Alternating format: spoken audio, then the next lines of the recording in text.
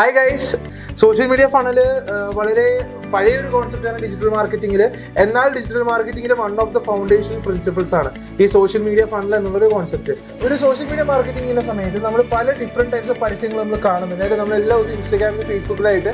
എന്നാൽ നമ്മൾ ഈ പരസ്യങ്ങൾ കാണുന്ന സമയത്ത് നമ്മൾ അതിന്റെ നെക്സ്റ്റ് സ്റ്റേജിലേക്ക് നമ്മൾ പലരും പോകാറില്ല. എങ്ങനെയാണ് നമ്മളൊരു പരസ്യം മാക്സിമം ആൾക്കാരുടെ എത്തിക്കാൻ പറ്റുന്നത്? അതിന് വേണ്ടിയിട്ടാണ് നമ്മൾ റീചാർജ് യൂസ് ചെയ്യുന്നത്.